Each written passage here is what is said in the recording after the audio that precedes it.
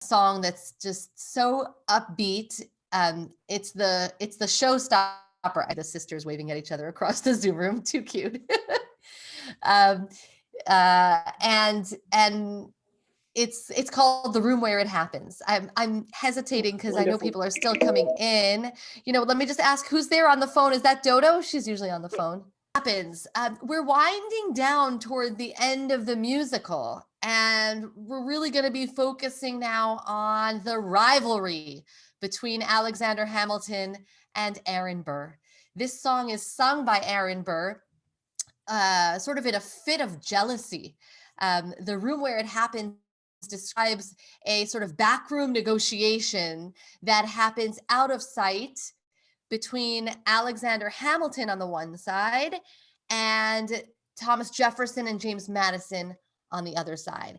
And this is based on the real life story of the Great Compromise of 1790, where the leadership is in a deadlock over these issues of Alexander Hamilton on the one side wants the federal government to assume state debt to establish a federal bank, and many people are opposed to that.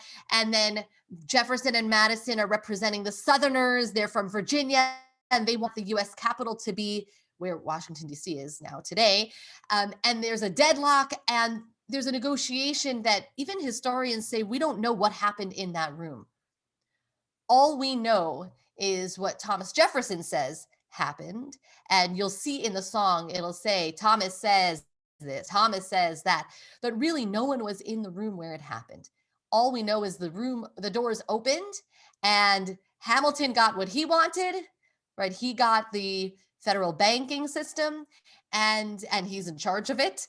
And the Southerners, right, Jefferson and Madison got what they wanted, which is that the U.S. Capitol is going to be on the Potomac River, where Washington, D.C. is today. And that was the Great Compromise, but no one was in the room where it happened.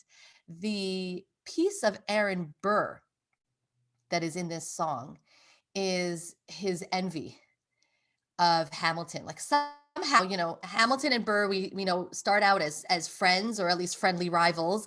And somehow Hamilton makes his way to the top and Burr is always struggling.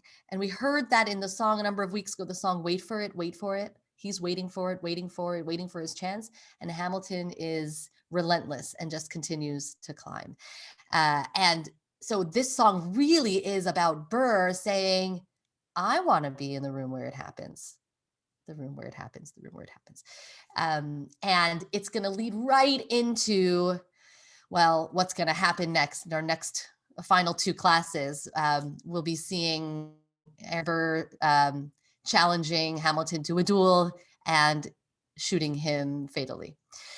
So that's the spoiler. We all got the spoiler at the beginning of the show as well. I'm going to show you a video. As I've said before, the video footage of this musical is limited in terms of what's available publicly. So I'm going to show you a video of just the first minute of the song, so you get a sense of the action, the live action, and then we're going to listen to the song in its entirety, and we're going to be comparing it to a very different closed door negotiation that happens in the aftermath of the revelation at Sinai. So there's a little bit of a Shavuot theme indirectly, right? We're going to be looking at what happens right after Sinai, after the people have created the golden calf. And the room where it happens is the mountain. And Moses goes in and closes the door, so to speak, and has a negotiation with God. And no one was in the room where it happens. All we know is that Moses comes back and says, okay, you've been forgiven. Although it's much more complicated than that. So I don't know if this is too tenuous a connection. We'll find out. I'm very compelled by this idea of what happens that drives the action is unseen. And so the power is in a place where no one can see the room where it happens. The power lies hidden from view. So let's start by taking a look at, as I said, just the first minute and a half of the song, and then I'll share the full song.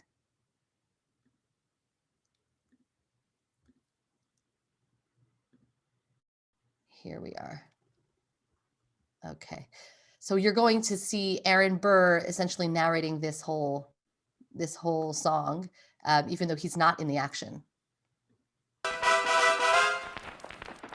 Two Virginians walk into a room diametrically opposed. Sorry, I'm going back. Two Virginians and an immigrant walk into a room diametrically opposed foes. They emerge with a compromise, having opened doors that were previously closed. The immigrant emerges with unprecedented financial power, a system he can shape however he wants. The Virginians emerge with the nation's capital. And here's the pièce de résistance. No one else was in the room where it happened, the room where it happened, the room where it happened. No one else was in the room where it happened, the room where it happened, the room where... Oh, I apologize. YouTube does this sometimes and makes us watch a little ad. My apologies. There we go. It happened. No one really knows how the game is played. The art of the trade, how the sausage gets made. We just assume that it happens, but no one else is in the room where it happens. Ladies and gentlemen, welcome. Okay, I'm gonna stop this. So you get the visuals. And now, you know, I was going to show a YouTube version of the song that's just audio, but instead, if you give me a moment, I'm going to pull it up on the album that I have so that we don't have to worry about it anymore. YouTube interruptions, if you will. I'll just make mention of, you know, when he references the two Virginians and an immigrant, I just want to make sure everyone knows that the two Virginians obviously are Jefferson and Madison, and the immigrant refers to Alexander Hamilton. And the other thing to note is just as that wasn't actually the beginning of the song. As it starts, you'll see Aaron Burr and Alexander Hamilton just schmoozing. And he says, "What? You got the banks?" And then you'll hear the song sort of unfold from there. So now I'm going to play The Room Where It Happens. So again, now you're not going to see a video, so don't be confused. You'll hear just the audio. The art of the compromise. You'll hear him refer to that as well. Here we go.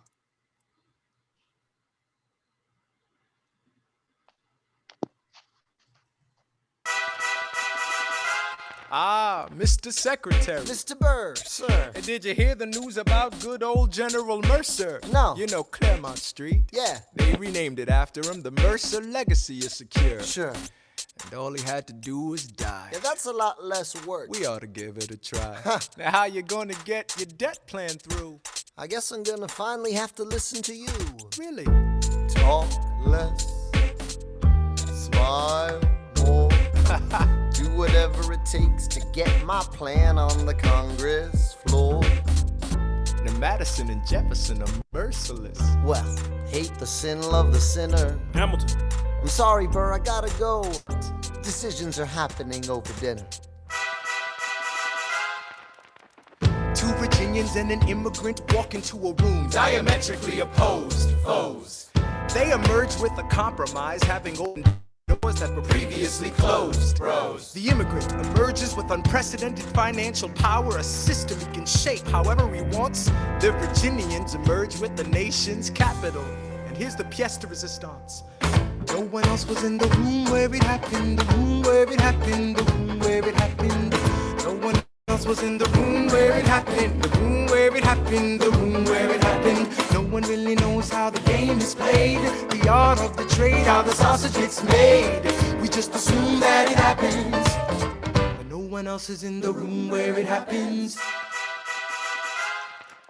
Thomas claims Alexander was on Washington's doorstep one day in distress and disarray. Thomas claims Alexander said, I've nowhere else to turn. and basically begged me to join the fray. Thomas claims I approached Madison and said, I know you hate him, but let's hear what he has to say. Thomas claims Well, I arranged the meeting. I arranged the menu, the venue, the seating. but no one else was in the room where it happened, the room where it happened, the room where it happened. No one else was in the room where it happened, the room where it happened, the room where it happened. No one really knows how the parties get to yes. The pieces that are sacrificed in every game of chess. We just assume that it happens, but no one else is in the room where it happens. Meanwhile, Madison is grappling with the fact that not every issue can be settled by committee. Meanwhile, Congress is fighting over where to put the Capitol. It isn't pretty. Then Jefferson approaches with the dinner and invite, and Madison responds with Virginian insight. Maybe we can solve one problem with another and win a victory for the Southerners. In other words, Ho, a quid pro quo. I suppose. Wouldn't you like to work a little closer to home? Actually, I would. Well, I propose the Potomac. And you'll provide him his votes. Well, we'll see how it goes. Let's go. No. What else was in the room where it happened? The room where it happened. The room where it happened. No one else was in the room where it happened. The room where it happened. The room where it happened. My God, In God we trust, but we never really know what got discussed. Click, boom, and it happened. and no one else is in the room where it happened. Alexander Hamilton. What did they say to you to get you to sail New York City down the river? Alexander Hamilton. Did Washington know about the dinner? Was there presidential pressure to deliver? Alexander Hamilton. Or did you know even then it doesn't matter where you put the U.S. Capitol? Cause we'll have the banks, we're in the same spot. You got more than you gave. And I wanted what I got. When you got skin in the game, you stay in the game. But you don't get a win unless you play in the game. Oh, you get love for it, you get hate for it, you get nothing if you wait for it, wait for it, wait.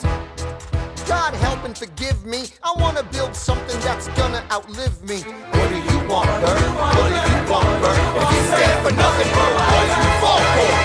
I wanna be in the room where it happens, the room where it happens. I wanna be in the room where it happens, the room where it happens. I wanna be in the room where it happens. I wanna be in the room where it happens, the room where it happens. I wanna be in the room where it happens, the room where it happens. I wanna be in the room where it happens. I've got to be in the room where it happens. That big old road.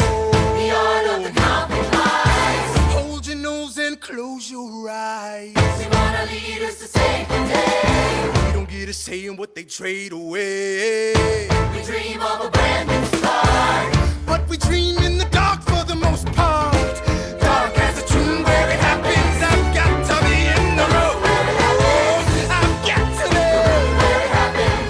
I've got to be Where it happens. I've got to be in the room Where it happens. I gotta be in the room. Click, boom. Now that is the showstopper, ladies and gentlemen. Actually, Lin-Manuel Miranda, I saw, was interviewed saying that this song, and there's one other song that were his favorites, the other one being Wait For It. And he says, and I didn't even get to sing those because those are both Aaron Burr's songs, and Leslie Odom Jr. brings the house down. And the truth is, his talent is incredible. Lin-Manuel Miranda is well, he's a good actor. He's a decent singer, but he's no Leslie Odom Jr. Just, beautiful, beautiful singing. And the show is really carried by the Aaron Burr character in many ways. He's the narrator, and he's this character that goes through this development of, wait for it. And now seeing that he doesn't get what he wants. And we see that in this song, what do you stand for? What do you stand for? What are you going to get if you wait for it? And what does he stand for in the end? He just stands for wanting to be somebody, Aaron Burr. He just wants to be in the room where it happens. We'll take a few minutes and look at these lyrics. It's a very long song, as I said. You'll notice, Jefferson says, I'm sorry, it's going to be blurry for a second as I'm bringing us down here. Jefferson is the only one who's telling it later, saying, I arranged the meeting, I arranged the menu, the venue, the seating, right? I invited Hamilton and Madison to dinner, and no one knows really how the sausage gets made. It's a kosher sausage, don't worry. And what's happening, the game of chess. I'm going to keep moving down. Here, that's on the left-hand side. No one really knows how the parties get to yes, the pieces that are sacrificed in every game of chess. We just assume that it happens, but no one else was in the room where it happens. And then you get a little bit of the backstory. They want the capital on the Potomac River. He wants the banks. Burr realizes in the end that Hamilton got more than he gave, right? He really ended up winning the negotiation. And this is, sorry, I'm going back up just a bit. On the top right, this is where Hamilton is sort of preaching to Burr. When you've got skin in the game, you stay in the game, but you don't get a win unless you play in the game. You get nothing if you wait for it, wait. So this is where Burr is starting to really realize that he's losing out. What do you want, Burr? What do you stand? If you stand for nothing, what will you fall for? Another thing, by the way, that's throughout the play or throughout the musical and is present here as well are references to Hamilton's death. It was at the beginning, right? Dying is easier. You ought to give it a shot, Hamilton. Like, we know he's going to die. And even the click boom, right? It's like this is loading his gun. This song doesn't really play a key role in advancing the narrative so much as advancing the character development of Aaron Burr. And it also is just jazzy and fun and amazing. It's just a great piece. So the room where it happened, that's where we're going to shift to now as we look at our texts. The place where negotiations happen, where no one else is present. So as I said, where we're picking up our total narrative is at Sinai. Now, most of us have learned the story of the sin of the golden calf going something like this. Moses finishes his 40 days. The people have maybe lost count, or they've been tempted. They've built this idol, or maybe it's to replace Moses because they think he's not coming back. Whatever it was, Moses comes down, takes one look, is shocked to see a golden calf, and in a fit of rage, throws down the tablets. However, that's not really what the narrative tells us in the text. So this is while Moses is still on the mountain talking to God, and God says, hurry down, your people have sinned. They have made themselves a golden calf. They have said, this is the Lord who brought us from Egypt. So Moses knows exactly what happened before he even gets down from the mountain. Verse 9, the Lord further said to Moses, Vayomer Hashem el Moshe, Ra'iti et ha'am hazeh, I know this nation. Vehine am kashe orefu. This is a stiff-necked people. We hear that again and again about our nation. We're stubborn. We're stiff-necked. So this is the first part of the negotiation. Are you ready? Verse 10.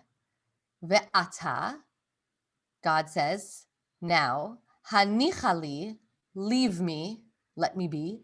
Vayichar api bahem va'achalem. Let my anger rage against them, and I will destroy them. I'm going to destroy this stiff-necked nation.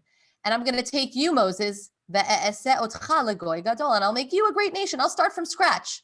I've done it before with Noah and the entire world. I'm not going to destroy the whole world. I promised I wouldn't. That was the flood.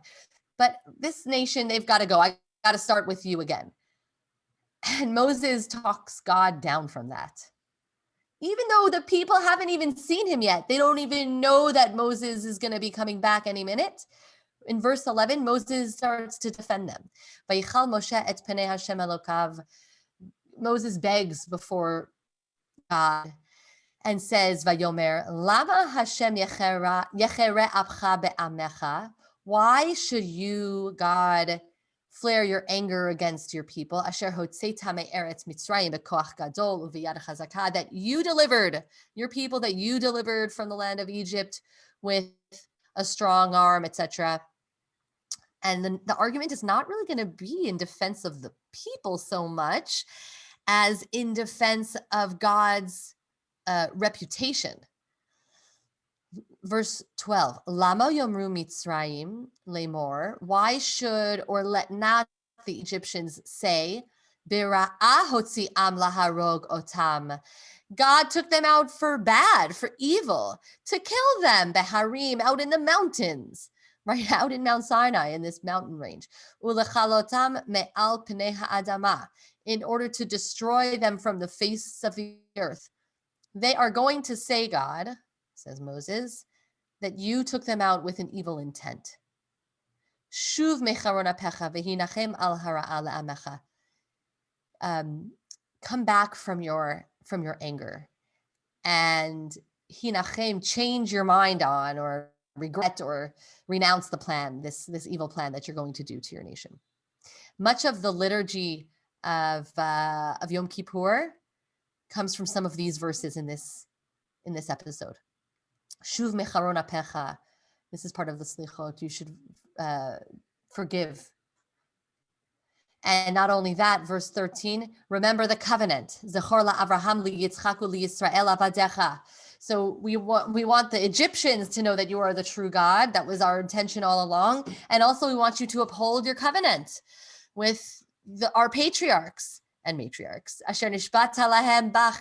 You promised them, but you said, remember, you told them they're going to be as numerous as the stars in the sky, and they're going to get this land. Like, these are their offspring. You can't just toss them out, even when they misbehave so badly. And the negotiation works, at least step one. Verse 14, Vayinachem Hashem al hara'a asher diber la'asot le'amo. God renounces this punishment that God had planned. So that was step one. And that is so far from the public eye, the people of Israel don't even know that God was about to destroy them. But no one else was in the room where it happened. Interestingly, of course, the narrative of the Torah gives us that God's eye view, or Moses' eye view, I suppose. So Moses, in essence, could record it later. It's like Moses is the Thomas Jefferson here, right? No one else was speaking out about what happened, but Moses was there. Okay, so I'm going to skip forward just a bit because, as I said before, we have a lot of text today. This is now where Moses comes down, holding these tablets which were God's work, God's writing. And Joshua's there saying, I don't know what's going on. I hear a lot of cries and screams. And Moses already knows. He says, that's not the sounds of war. There's something else going on. And verse 19, Vayehi ka'asher karav el hamachaneh, when Moses approaches the camp and sees the calf, Vayar et ha'egel u'mecholot, the calf and the dancing. Then he gets angry. Actually, some of the commentaries say, why did he get so angry? And why does he throw down the tablets? Didn't he know that this is exactly what happened? Maybe it's because not only does he see the calf, which maybe they built out of temptation, but he sees the joy. He sees the celebration, the mecholot, the singing and dancing and, really relishing in this moment of idolatry. And that's what fills him with anger. Another way of understanding the breaking of the tablets was that it was very intentional. And Moses wanted to tell the people, this covenant cannot stand. This covenant is now broken. It's like I'm tearing apart the contract until we fix this problem. Either way, he hurls the tablets from his hands. The end of verse 19, Vayashlech miyadav et haluchot, vayishaber otam tachat hahar. Breaks them at the foot of the mountain. And then this is also a little detail that sometimes we miss, but is really interesting. Vayikach et ha'egel, Moses takes the calf, asher asu, that they had made, vayisrof ba'esh, burns it in fire, vayitchan ad asher dak, and grinds it until it is fine, until like a fine powder, vayizer al pnei hamayim, and strews it upon water, vayashket b'nei Yisrael, and makes the b'nei Yisrael drink. There is only one other ritual that is described in the Bible that has someone who sinned drink a potion of water. And I'm wondering if anyone wants to put it in the chat. If you can think of a ritual of someone who made a terrible error, who has a drinking ritual, which actually is part of the expiation or I don't want to say the teshuvah, but the consequence. The adulterous woman. Yes, someone put it there. Yes. Sorry, I can't see who just unmuted, but yes, exactly. The adulterous woman, the adulterous wife, the isha sota, the sota. Yes. Thank you. I think maybe that was Annie. It's hard to tell who just. So this is exactly the same thing. The people of Israel cheated on God. Adultery and idolatry are often metaphor. Adultery is often the metaphor used for idolatry. You turned away from me and worshipped other gods. You cheated on me, so to speak, with other gods.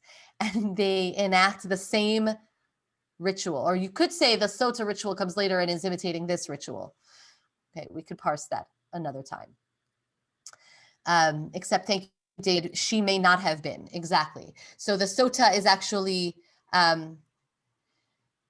accused and then drinks the water to determine, to reveal whether or not she sinned. Thank you. That's a very important but a very fine point.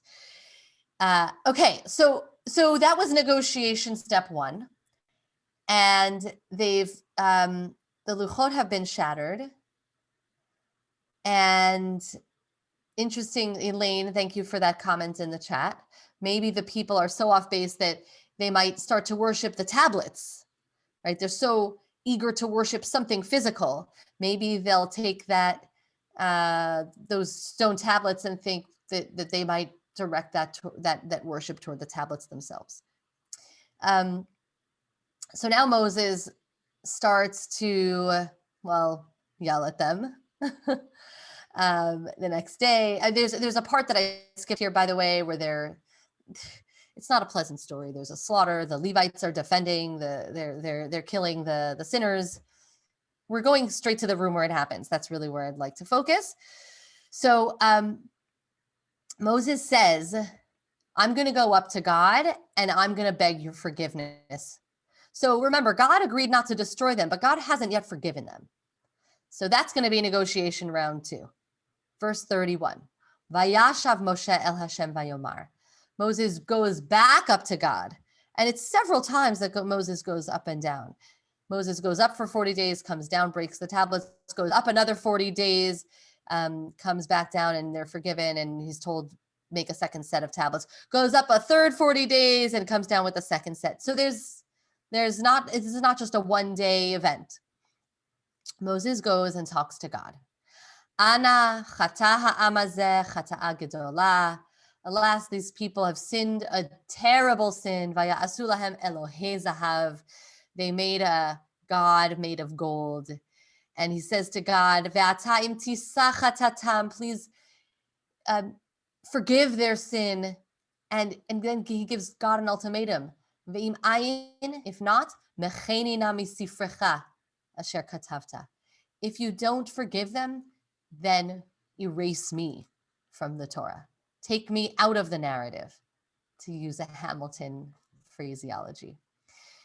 So Moses puts himself on the line to negotiate with God on behalf of the people of Israel. And then God argues, right? This is not a clear or easy negotiation. God retorts, verse 33. Vayomer Hashem el Moshe. The one who sinned should be erased from my book, from my record, as it translates here. Why should I erase you?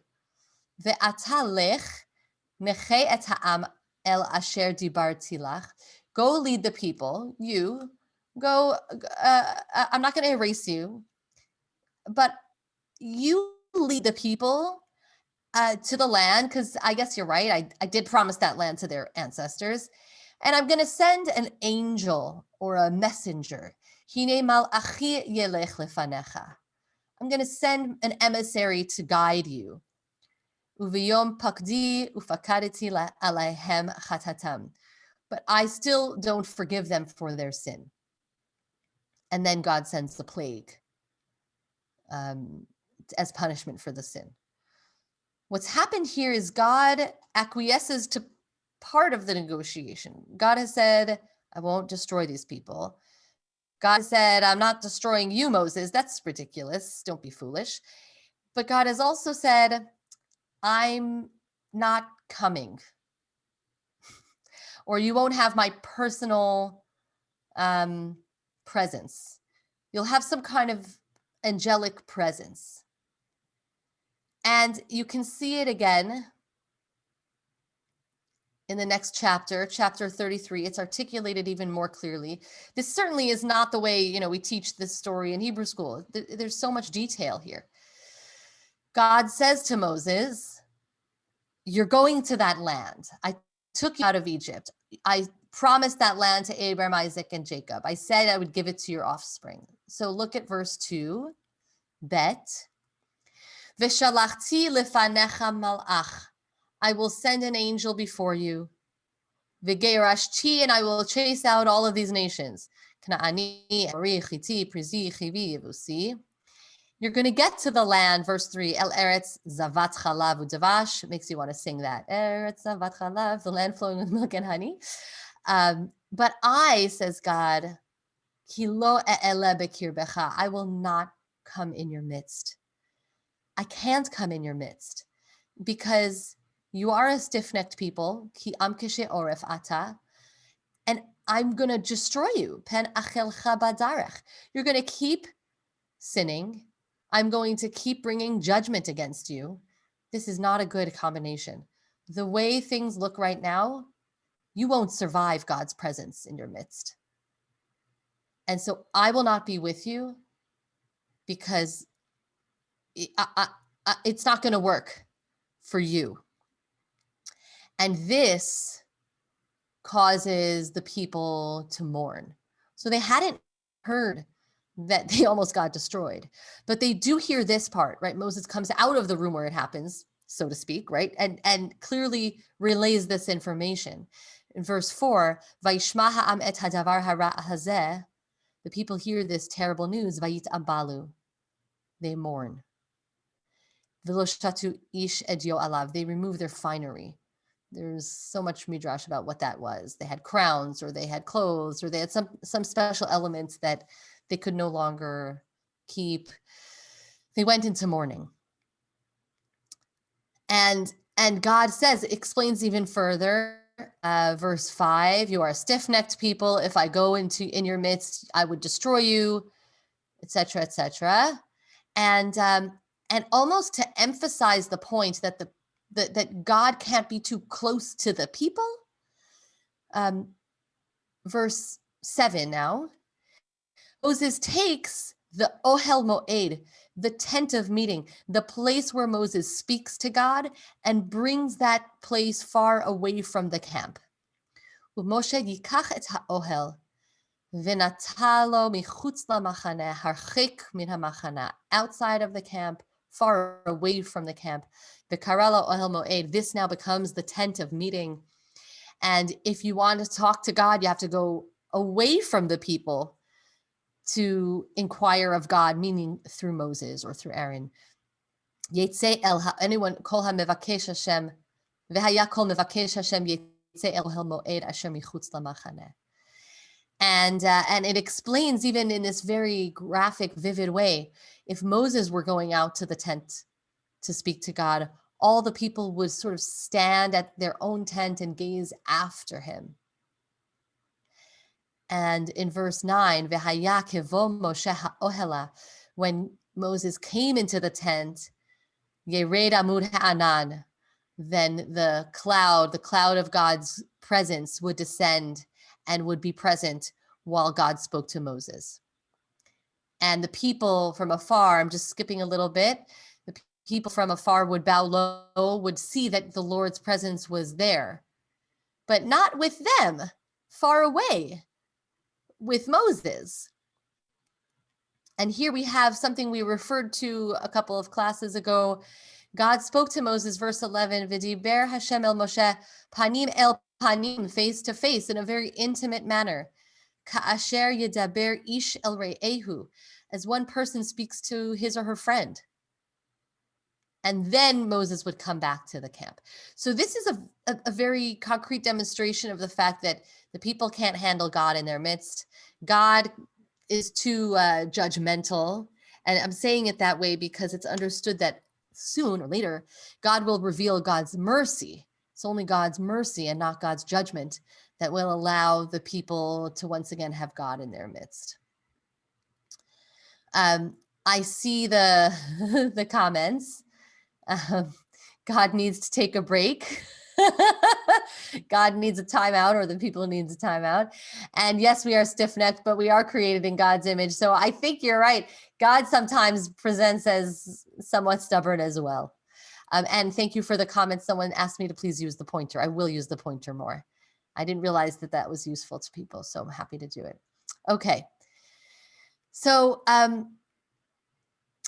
there's a little dynamic here, but not going to go into in detail. But, you know, Moses has an intimate moment with God and says, come on, God, show me yourself really. And it's part of perhaps Moses starting to negotiate, like, we need all of you, God. We need to see you. And let us know you. The part I want to focus on is so verse, I'm sorry, I have to just align the Hebrew to be visible and the English. Hodi'eni na derachecha, I want to know you, I want to see you, and this nation is still your nation. And this seems to be part of the negotiation. Now I lost track, negotiation round 3, where Moses is trying to convince God to keep God's presence with the nation. And we see that this is part of the response that God says, okay. Verse 14, Vayomar, Panai yelechu v'hanichoti lach. Okay, my presence will go, I will go, and I will lighten your burden, God says to Moses. And Moses even pushes and negotiates even further. Verse 15, don't just accompany me, but lead us, God. Vayomer elav. He says to God, Im ein panecha holchim al ta'alenu mizeh. If you are not leading us, then don't take us out from here. We want to know that you're really our God. How will we really know that you forgive us, that we find favor in your eyes? Go with us, accompany us, lead us, and make it known that we are your people. This is sort of a covenantal negotiation. Then you will have distinguished our nation from other nations on the earth. And God says, okay. Verse 17. This is the negotiation where Moses gets what he wants. Vayomer Hashem el Moshe, gam et hadavar hazeh asher dibarta e'eseh. I will do this thing that you asked. Ki matzata chen be'enai ve'ida'acha b'shem. Because you have found favor in my eyes, and I know you by name. I know you with an intimacy. It's not the end of the story. So it seems that this is sort of the beginning of the end of the negotiation. What's left here is a second round of tablets, which we're not going to read in detail. And also what's left is God revealing what we call the Yud Gimel Midot Rachamim, the 13 attributes of God's mercy. So Moses takes the second set of tablets, which are now hewn by his hands, and not magically by God. So there's a sense of humanity, a new sense of humanity in this second set of tablets. And God comes down in verse 5, Vayered Hashem be'anan. God comes in the cloud, Vayityatzei Mosham vayikra b'shem Hashem. We say this multiple times on the high holidays, in Slichot and on Yom Kippur. God came in and God called, and Moses called out in the name of God, and God comes, Vayavor Hashem al panav vayikra, And God calls out the attributes of mercy. Hashem, Hashem, El Rachum Bechanun. You can start singing it like the choir, right? Erech Apayim V'Rav Chesed Ve'emed Notzer Chesed La'alafim. God's attributes of mercy. And Moses bows low and repeats, almost like repeating it now outside of the room where people can hear and can witness. Verse 9, Vayomer, if I have found favor in your eyes, O Lord, Yelechna Hashem b'kirbeinu, you should go with us. Ki am oref, who, yes, it is a stiff-necked people, but now we know you are also a forgiving God.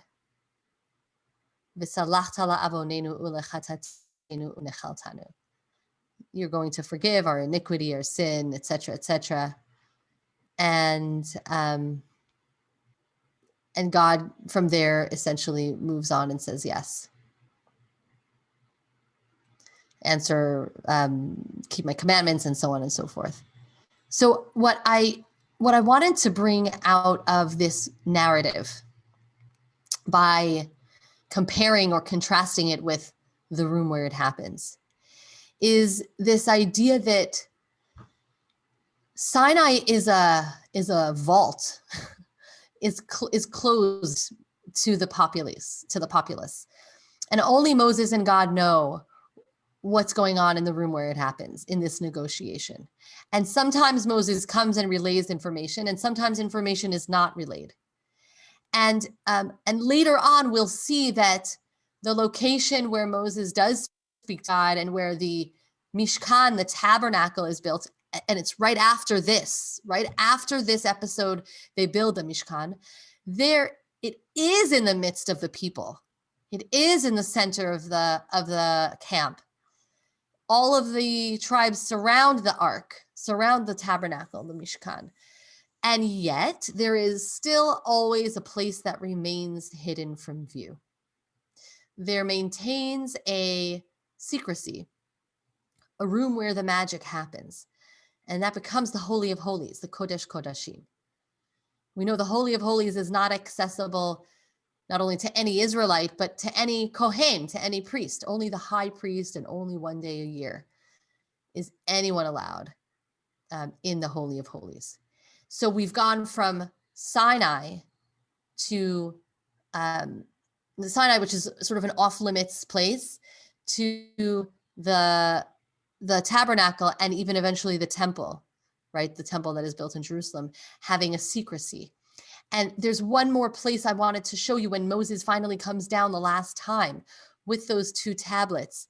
He's so he's radiant, so much so, or he's filled with the Spirit of God, that people can't come near him. He's so off limits. And he speaks to the people, and here he puts a veil over his face. Even Moses' face almost represents the room that's off limits, the Sinai space. Vayichal Moshe midaber itam, verse 33, when Moses finishes speaking to the people, vayiten al panav masveh. He puts a veil over his face. Ubevo Moshe lifnei Hashem ledaber ito, when Moses goes to speak to God, he would leave the veil off, yasir et hamasveh ad tzeto, until he would come out. And when he came out, vayatza v'diber el bnei Yisrael et asher yitzuveh, then he can relay the messages.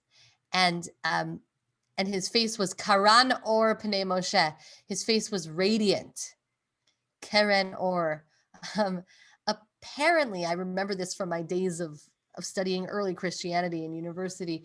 This was the source, Karan was the source for people thinking that Jews had horns, because it comes from the same root as the word Keren. Keren means horn.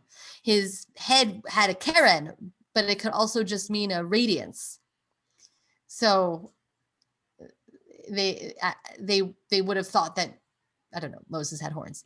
I didn't look up the scholarship on that, so please don't quote me. But of course, now it's recorded for all to see forever and ever. But I recall this being the source because of this word Keren and Karan.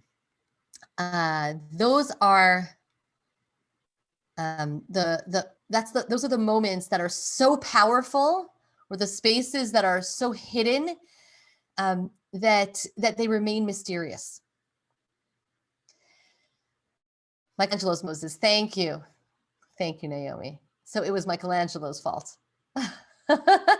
I forgot about it until we just read the text, and I hadn't looked it up. So any reflections on this idea of that which is hidden from view being that which drives the story?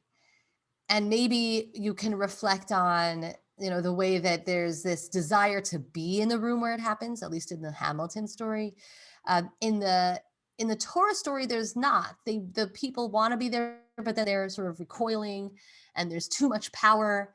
And so Moses really takes on sort of entering into that space, those powerful spaces with God.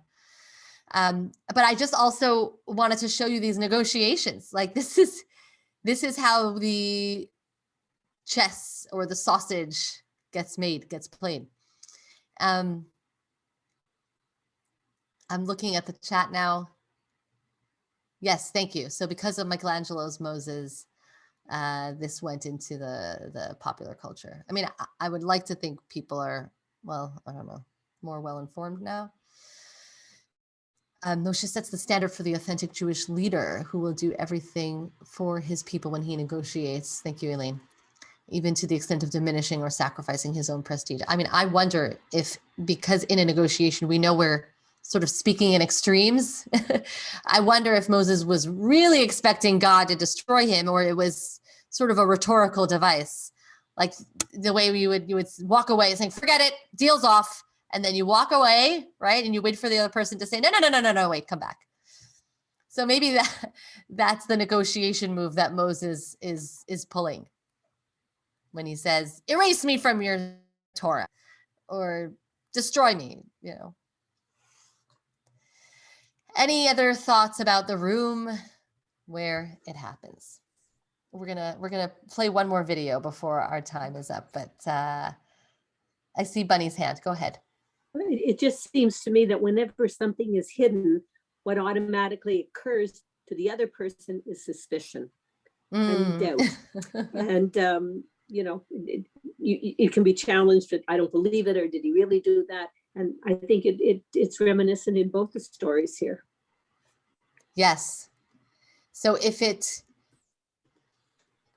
raises doubt, are you say more about how that doubt would play out in the Torah story? I don't know if the people doubt Moses, but they just don't know. They don't know. In the Hamilton story, maybe it does sort of raise doubts, like what really happened behind there. The Torah narrative is telling us. That's what's interesting. What's that? Same with Moses. You think? People come down, they know, who is this guy? What's he saying? Do you believe that stuff? Maybe. David, I see your hand. Yeah. The word that comes to mind is bluff. That's right. Thank you. That's exactly it. Right. That's right. Exactly right. Yeah. Yeah. And it's true. Annie's comment about Moses wasn't erased, but he didn't make it into the land eventually, although it wasn't connected to this episode. When Moses is punished later, it's because of his own sin. Here, he saves the people from God's wrath. It's important, by the way, that this negotiation becomes a model for our negotiations with God every year. When we ask for forgiveness, right? We're saying it worked that time when it was really bad. That was a golden calf. Could it get any worse? And you forgave us. So we're going to invoke this language of the 13 attributes of mercy, and we're going to invoke this story.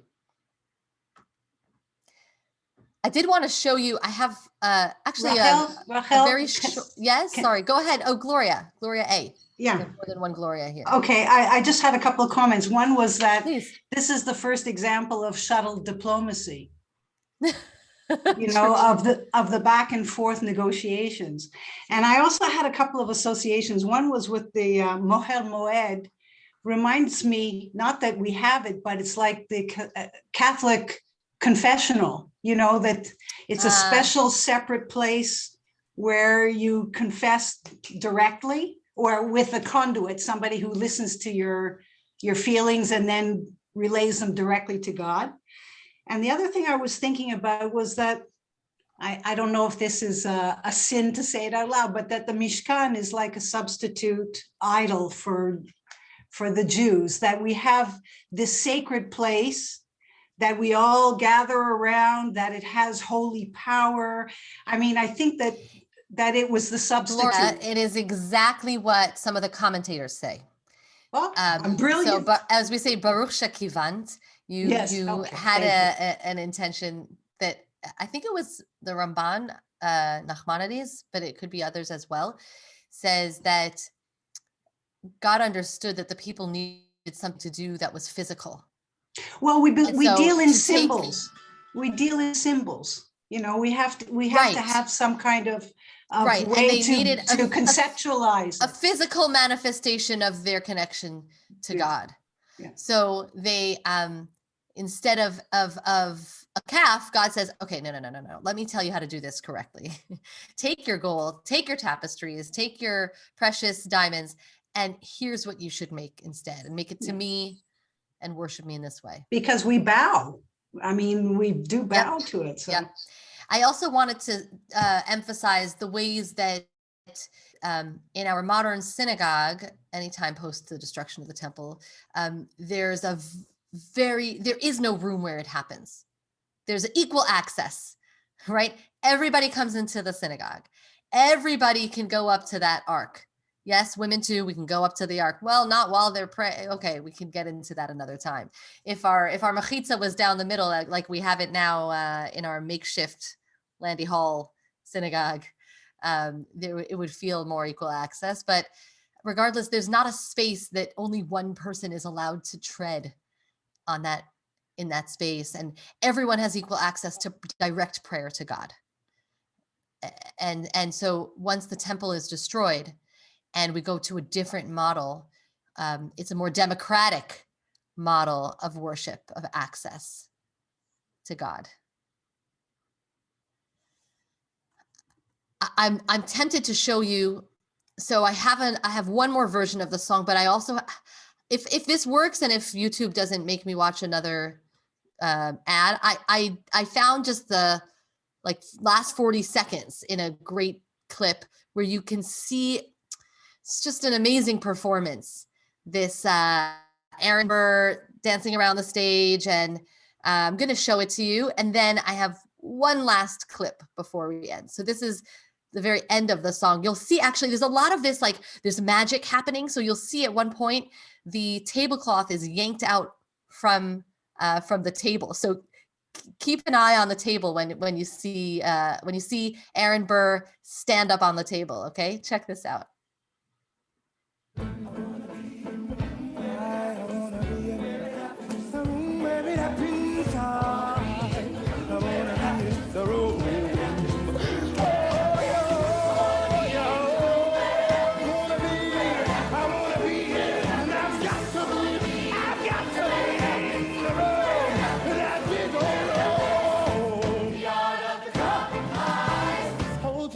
And close your eyes. It's gonna lead us to save the day. You don't get a say on what they trade away. We dream of a brand new start, but we dream in the dark for the most part. God can't assume where it happened. I've got to be in the road. Isn't that fantastic? So there's one more clip, and I want to give enough time to see it. The room where it happens is, again, the place where decisions are made that is hidden from view. There was a voter drive that was done by the Biden campaign, telling people to get out and vote, using this song. and they took the cast. I guess the cast of Hamilton were supporting the Biden campaign, and so you see the original cast, this cast, but dressed in their own clothes, street clothes. You know how they can record like one screen at a time and then put it all together, and it's go out and vote, and they're all voting. They're filling in their absentee ballots. Of course, it was during pandemic, right? So everybody's saying mail it in, send it in, whatever. And it's all about the room where it happens. The room where politics happens is not out on the big streets, it's big speeches, but where the voter closes the door, casts his or her vote, and that's the message of this video. So I just found it charming. I am not endorsing any, well, I guess he's already the president, it doesn't matter. But you'll see a little message first from President Biden, and then at the end from Vice President Harris. But in the middle, you'll get to hear this song one more time. And as I said, it's really unique in musical. It's jazzy. It's even, I don't know, it's someone described it with some remnants of Dixieland. I don't know. You can hear it. It's really special sort of sound, and it makes you want to get up and dance. And yes, inspirational. And we'll get to hear it now with the original cast telling us to go vote. There it is. Vote early. If you're able to vote in person, vote in person. Vote whatever way is the best way for you. Just make sure you understand you have it in your control to determine what this country is going to look like the next 4 years. I'm just going to pause it because the sound seems not exactly aligned. I'm going to start it again. I'm not sure why that happened. Let's try it again.